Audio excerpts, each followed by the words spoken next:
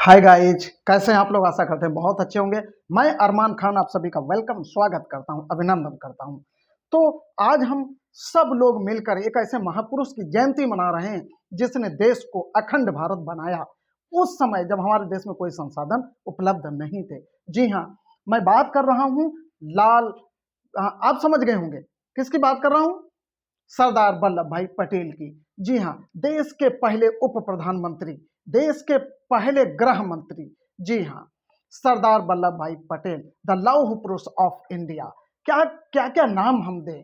राष्ट्रीय एकता दिवस के रूप में आज का दिन, उनका जन्मदिन राष्ट्रीय एकता दिवस के रूप में पूरे भारत में सेलिब्रेट किया जा रहा है, मनाया जा रहा है। तो हम बात करेंगे कुछ इनके बारे में। The great person, greatest person और गांधी जी के सच्चे अनुयायी। गांधी जी के संपर्क में आने के बाद ना, ये जब 1917 में गांधी जी के संपर्क में आए, अरे संपर्क में आने के बाद इनका जीवन ही बदल दिया। कहते हैं ना कि जब महान व्यक्ति किसी महान व्यक्ति के संपर्क में जाता है तो उसका करियर, उसकी लाइफ, उसका लाइफ स्टाइल, उसका जीवन सब कुछ बदल जाता है। और यही हुआ सरदार वल्लभ भाई पटेल जी के बारे में। तो जितनी हम बात इनके बारे में करें उतनी कम है। चलिए थोड़ी सी बात आज हम, क्योंकि आज बहुत अच्छा शुभ अवसर है, ऐसे व्यक्ति का जन्म आज के दिन हुआ था जिसको पूरी दुनिया याद कर रही है। जी हाँ, सरदार वल्लभ भाई पटेल, द लौह पुरुष ऑफ इंडिया। एकता दिवस के रूप में इनका जन्म दिवस मनाया जा रहा है, तो हम आज इनके बारे में कुछ बात करने वाले हैं। तो इनका जन्म आप सभी लोग जानते हैं 31 अक्टूबर मतलब आज के दिन 1975 में हुआ था। तभी इनकी 150वीं जन्म दिवस हम मना रहे हैं आज।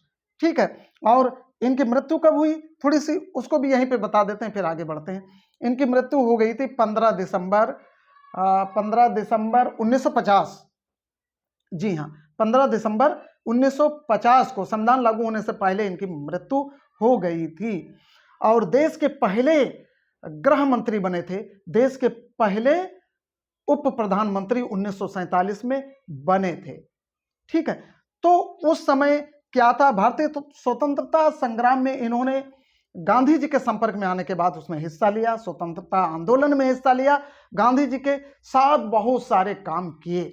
जब हमारा देश आजाद हो गया, आजाद होने के बाद पंडित जवाहरलाल नेहरू, गांधी जी और देश के महापुरुषों ने इनके ऊपर एक भार डाल दिया कि जितनी भारत की रियासतें हैं, जितनी रियासतों के राजा हैं, जितनी रियासतों के बादशाह हैं, उन सबको एकीकृत किया जाए, अखंड भारत बनाया जाए।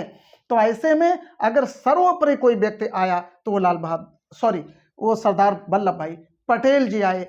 इन्होंने जब देश की आज़ादी के बाद ये समय आया कि भारत को कैसे एकीकृत किया जाए, सभी रियासतों को भारत में कैसे शामिल किया जाए, क्योंकि कुछ रियासतें अपना स्वयं का देश चाहती थी, कुछ पाकिस्तान जाना चाहती थी, कुछ बांग्लादेश जाना चाहती थी, कुछ अपना स्वयं स्वतंत्र रहना चाहती थी। लेकिन कैसे सभी रियासतों को, 3 रियासतों को छोड़कर टोटल 562 रियासतों को भारत में शामिल किया था, भारतीय संघ में शामिल किया था लौह पुरुष ने, सरदार वल्लभ भाई पटेल ने। उसमें 3 रियासतें ऐसी थी जो भारतीय संघ में आने से मना कर दिया था, लेकिन बाद में धीरे धीरे उनको भी किस अपनी कूटनीति के तहत भारत में शामिल किया। उसमें सबसे पहले बात आती है जूनागढ़ की। जूनागढ़ में क्या हुआ, जूनागढ़ के जो नवाब थे वो पाकिस्तान में विलय होना चाहते थे, पाकिस्तान जाना चाहते थे, लेकिन कूटनीति देखिए भारतीय हमारे महापुरुषों की। उन्होंने जूनागढ़ में क्या करा दिया, जनमत संग्रह करा दिया, वोटिंग करा दी कह सकते हैं आप। और वोटिंग में हुआ क्या, 90%, 91-92% लोग भारत में शामिल होने के लिए वहां की जनता तैयार हो गई। उसने कहा कि हमें पाकिस्तान नहीं चाहिए, और उस जनमत संग्रह के द्वारा जूनागढ़ को भारत में शामिल कर लिया गया।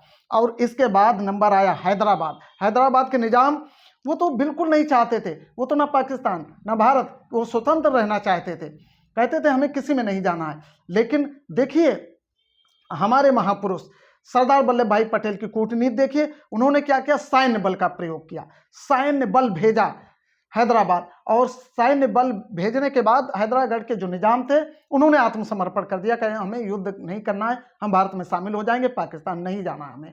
वो भारत में शामिल हो गए।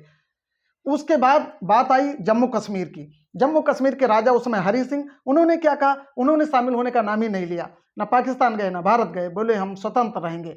लेकिन हुआ क्या, उस समय पाकिस्तान ने अटैक कर दिया कश्मीर पे, और अटैक करने के बाद जब युद्ध हुआ कश्मीर से, तो हरि सिंह ने भारत से मदद मांगी कि आप हमारी मदद करिए, पाकिस्तान से बचाइए हमको।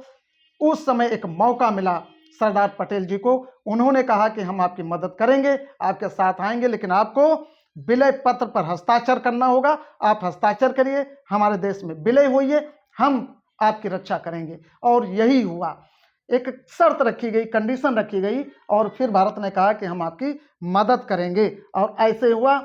हरि सिंह ने उस विलय पत्र पर साइन कर दिया और भारत में शामिल हो गए। इस तरीके से 562 रियासतें भारत में आसानी से शामिल हो गईं। और कह सकते हैं कि ऐसे महापुरुष बार बार जन्म नहीं लेते हैं। हमें चाहिए कि हम ऐसे महापुरुषों का जन्म दिवस मनाते रहें और पूरे देश को बताते रहें कि हमारा देश, इतना बड़ा देश एकजुट ऐसे नहीं हुआ है, इसमें बहुत से महापुरुषों ने जन्म लिया है और उन्होंने अपनी सेवाएं दी हैं, अपने आप को निछावर किया है इस देश के लिए। ऐसे ही महापुरुष थे सरदार वल्लभ भाई पटेल। तो आइए हम सब इनको नमन करते हैं, इनके कार्यों को नमन करते हैं। मरणोपरांत इनको भारत रत्न पुरस्कार से भी नवाजा गया था। और एक चीज और जाते जाते बताऊंगा आपको कि इनका पूरा नाम क्या था। बहुत सारे लोग इनका पूरा नाम ही नहीं जानते हैं। वल्लभ भाई झावेर भाई, सरदार वल्लभ भाई झावेर भाई पटेल, ये इनका पूरा नाम था। बहुत ही अच्छे, सच्चे, प्रिय, लोकप्रिय व्यक्ति थे ये। भारत में नहीं, अन्य देशों में इनको भी बहुत सराहा गया। तो चलिए, चलते चलते हम नमन करते हैं सरदार वल्लभ भाई पटेल को और उनके कार्यों को। जय हिंद, जय भारत।